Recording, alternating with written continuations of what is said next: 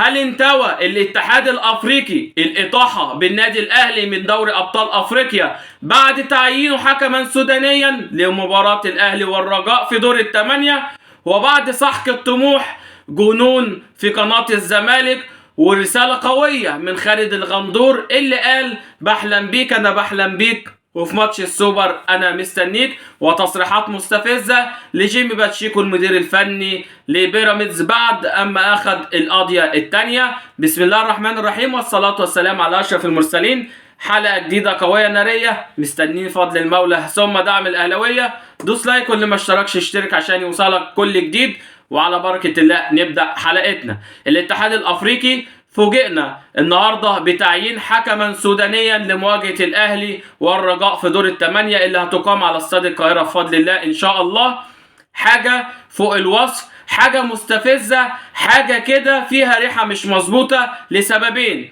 اول حاجة لما تكون انت مخرج الهلال السوداني ثم يجيلك في الماتش اللي بعده في دور الثمانية في الادوار الاقصائية حكم سوداني، وبعد لما يحصل التراشق الكبير من جمهور الهلال السوداني وادارته والافتراءات والكذب والتدليس اللي عملوه والتوعد للجمهور المصري هناك، واي فرقة هتروح هناك في السودان هناخد حقنا منهم، وقلبوها حرب وناس مش عارفة تفرق بين كلمة العبيط والعبيد، وعملوها حكاية وعملوها مسرحية ودخلونا في دور ان في عنصرية وفي تنمر وهكذا.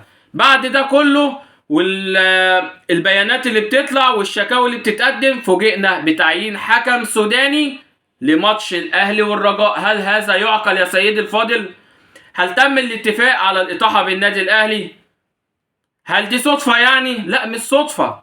المفروض ان لما يكون في منافس مباشر ليا خرجته ما يجيليش حكم من نفس البلد في الدور الذي يليه اللي هو دور اقصائي.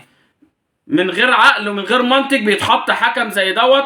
الله اعلم التربطات اللي حصلت، الله اعلم الاهلي مستنيه ايه، ولكن بفضل الله ربنا معانا ثم يجعل توفيقه باذن الله في اقدام لاعبي النادي الاهلي. وراهم جمهور يكسر الحديد، جمهور يدغدغ الصخر زي ما بيقولوا بفضل الله. فعشان كده باذن الله مستنيين انتصار مهم للنادي الاهلي في ماتش الرجاء. نخش على خالد الغندور اللي بيقول بحلم بيك انا بحلم بيك وفي ماتش السوبر مستنيك. لا هو مش هيبقى حلم، باذن الله هيتقلب كابوس زي ما انت قلتها المره اللي فاتت برضو في ماتش السوبر واتقلبت كابوس. بس الظاهر ان انت بتحب الكوابيس وبتحب دايما يبقى كابوسك بيجي على ايد النادي الاهلي. اديني اماره يا سادس الدوري ولا سابع الدوري انك انت مستني الاهلي في السوبر بعد كام يوم. فرقه مهلهله، فرقه فاضيه من غير مدير فني، فرقه نتائجها سيئه جدا قدام بفضل الله بطل متوج بكاس مصر وفي طريقه للدوري وماشي الحمد لله في بطوله افريقيا. فطبعا ادينا دلاله، ولكن احنا بنحب التصريحات دي قوي كاهلاويه وكلاعيبه اهلي واداره بنحب التصريحات دي. وان شاء الله باذن الله باذن رب العالمين زي ما الاهلي كسب امبارح بيراميدز باذن رب العالمين هينتصر على الزمالك في ماتش السوبر علشان تبقى سنه كلها باذن الله سوبر للنادي الاهلي. نخش على جنون قناه الزمالك اللي ما صدقتش يعني ان الاهلي كسب بيراميدز، وده شيء طبيعي وفعلا متوقع باذن الله وحصل. طبعا مش عارفين يقولوا اي حاجه بعد التذاكر اللي اتسرقت ولا اتاخدت عشان تتوزع على الجمهور لولا ان الراجل اتمسك عشان يبقى في جمهور مضاد للنادي الاهلي.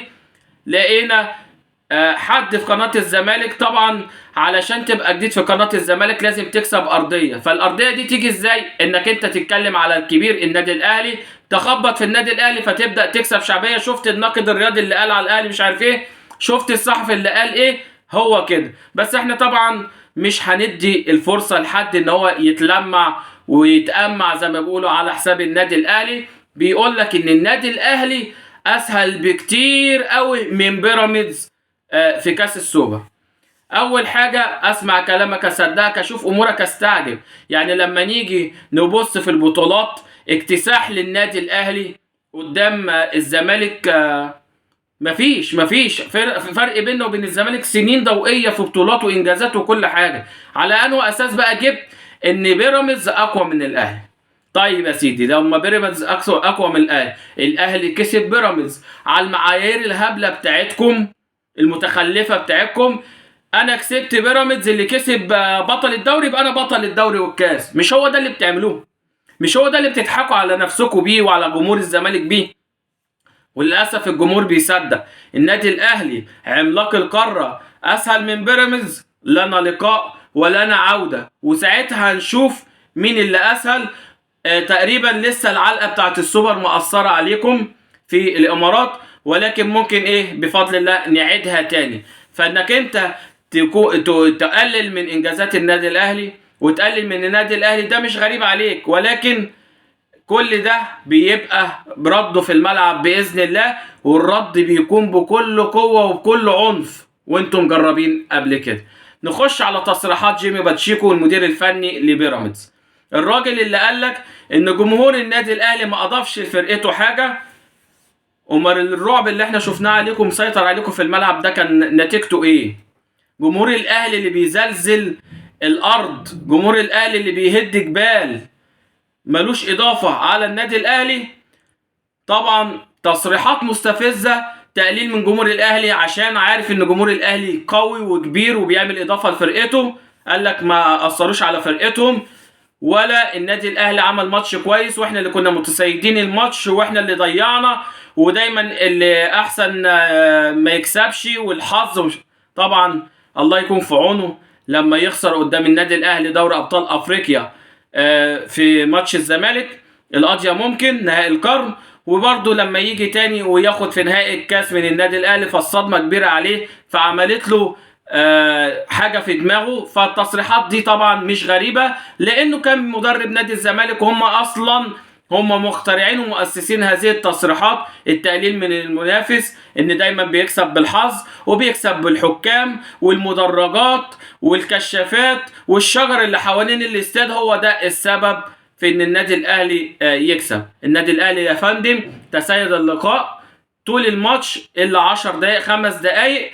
الجون بتاعك جاي من غلطه، زي ما الجونين بتوعنا جايين برضو من غلطات، ما هي اللي الكوره غلطات، احنا قدرنا نستغل، انت ما قدرتش تستغل.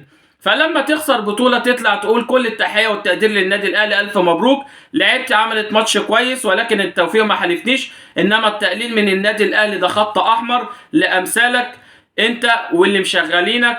وطبعا بعد سحق الطموح كان الحمد لله فضل ربنا علينا كبير ان ما تمش اخذ اول بطوله للفريق اللي اتعمل مكايده في النادي الاهلي على يد النادي الاهلي، الحمد لله والشكر لله. وما النصر الا من عند الله، ويمكرون ويمكر الله والله خير الماكرين.